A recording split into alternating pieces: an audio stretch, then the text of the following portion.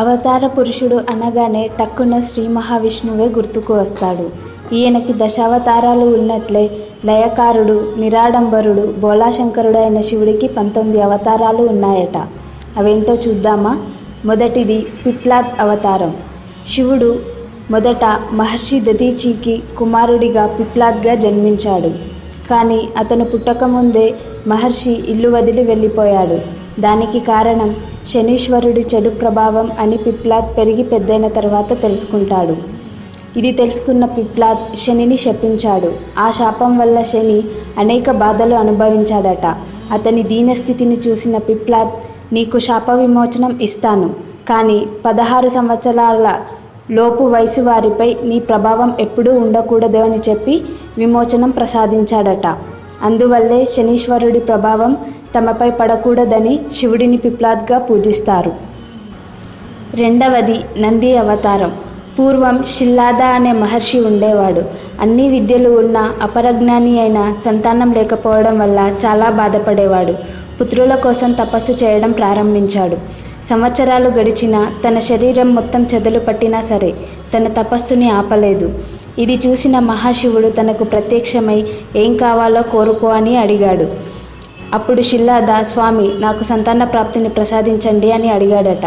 అప్పుడు శివుడు, తదాస్తు, ఇక నీవు ఇక్కడి నుండి బయలుదేరు అని చెప్పి మాయమయ్యాడట.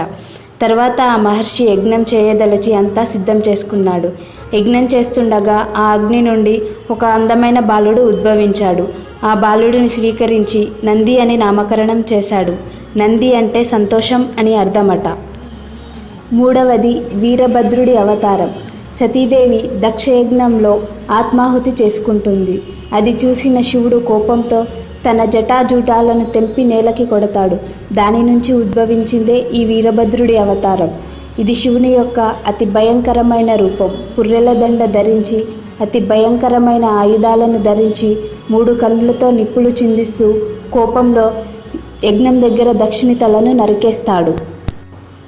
నాలుగవది భైరవ అవతారం. ఒకరోజు బ్రహ్మ, విష్ణు ఇద్దరు ఒకరంటే ఒకరు గొప్ప అని గొడవ పడుతుంటారు. సకల వేదాలు, 3 దేవతలు శివుడే గొప్పవాడు అని చెప్పినా వినకుండా గొడవకు దిగుతారు. ఇది చూసిన మహాశివుడు లింగరూపంలో ఉద్భవించి దీని యొక్క ఆది అంతాలను కనుక్కోమని వాళ్లకు చెప్తాడు. ఆ లింగానికి చెరోవైపు వెళ్ళసాగారు. ఎంత దూరం వెళ్ళినా ఆది కనిపించకపోవడంతో మహావిష్ణువు తప్పు తెలుసుకొని తిరిగి వచ్చి శివుడిని క్షమించమని అడుగుతాడు. బ్రహ్మ కూడా అంతం దొరకదు, కానీ తిరిగి వచ్చి దొరికిందని అబద్ధం చెప్తాడు. ఇది విన్న శివుడు కోపగ్రస్తుడై బ్రహ్మకి శిక్షించజలసి భైరవ రూపంలో వచ్చి బ్రహ్మ యొక్క తలని నరికేస్తాడు. ఐదవది అశ్వత్థామ అవతారం. క్షీరసాగర మథన సమయంలో శివుడు ఆలాహలం సేవించిన తర్వాత ఆ విషం తన గొంతు నుండి బయటకు రాకుండా శ్రీ మహావిష్ణువు వరం ఇస్తాడు. అప్పుడు మహాశివుడు తన ద్వాపరయుగంలో ద్రోణాచార్యుడు పుత్రుడిగా జన్మించి కురుక్షేత్ర మహాసంగ్రంలో క్షత్రియులను చంపుతానని మాటిస్తాడు. ఆరవది శరభ అవతారం. ఈ అవతారంలో ఒకవైపు పక్షిలా మరోవైపు సింహంలా ఉంటుంది. విష్ణు పురాణం ప్రకారం నరసింహుని అవతారంను మచ్చిక చేసుకోవడానికి ఈ అవతారం ఉన్నట్లు తెలుస్తుంది. ఏడవది గృహపతి అవతారం. శివుడు భూలోకంలో విశ్వనాథ్ అనే బ్రాహ్మణుడి ఇంట జన్మిస్తాడు. ఆ బాలుడికి గృహపతి అని నామకరణం చేస్తాడు. కానీ మహర్షి నారదుడు ఈ బాలుడు కొద్ది రోజుల్లో మరణిస్తాడు అని ఆ బ్రాహ్మణ దంపతులకు చెప్తాడు. తల్లిదండ్రుల చింతను దూరం చేయాలని హిమాలయాలకు వెళ్ళి శివుడిని ప్రసన్నం చేసుకొని మరణాన్ని జయించి తిరిగి వస్తాడు. ఎనిమిదవది దుర్వాస అవతారం. శివుడు లయకారుడు. శివుడి ఆజ్ఞ లేనిదే చీమైనా కుట్టదు అంటారు. అలా శివుడు విశ్వాన్ని క్రమశిక్షణలో ఉంచడానికి ఈ అవతారాన్ని ధరించినట్లు చెప్తారు. 9వది హనుమాన్ అవతారం. పూర్వం ఒక అప్సర కన్య శాపం వల్ల భూలోకంలో అంజనాదేవిగా జన్మిస్తుంది. ఆమె మహాశివభక్తురాలు. సంతానం కోసం 12 సంవత్సరాలు ఘోర తపస్సు చేస్తుంది. అప్పుడు శివుడు ప్రసన్నం చెంది తన ఆత్మని వాయుదేవుడికి ఇచ్చి పంపిస్తాడు. అలా అంజనాదేవికి కొడుకు హనుమంతుడిగా, శ్రీరాముడికి పరమ భక్తుడిగా చరిత్రలో నిలిచిపోయాడు. 10వ అవతారం వృషభ అవతారం. సముద్ర మదనం తరువాత శ్రీ మహావిష్ణువు పాతాళ లోకంలోకి వెళ్తాడు. అక్కడ అతనికి అనేక మంది పుత్రులు కలుగుతారు. వారు గర్వంతో మూర్ఖులుగా మారి అందరినీ బాధ పెడుతుంటారు. వారిని చంపడం కోసం వృషభ అవతారం ఎత్తాడు మహాశివుడు. తన కొమ్ములతో గుద్ది వారి అందరినీ చంపేస్తాడు. 11వది యతినాథ్ అవతారం. ఆహుక్ అనే గిరిజనుడు, అతని భార్య పరమశివభక్తులు. వారి భక్తుడికి ప్రసన్నమై మహాదేవుడు యతినాథ్ రూపంలో వారికి దర్శనమిస్తాడు.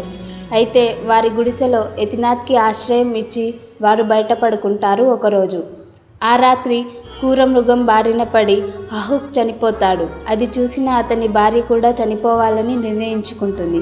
అది చూసిన మహాశివుడు నిజ రూపంలో దర్శనం ఇచ్చి వచ్చే జన్మలో నలమహారాజు దమయంతులుగా జన్మించి ప్రసిద్ధికెక్కుతారని వరమిస్తాడు.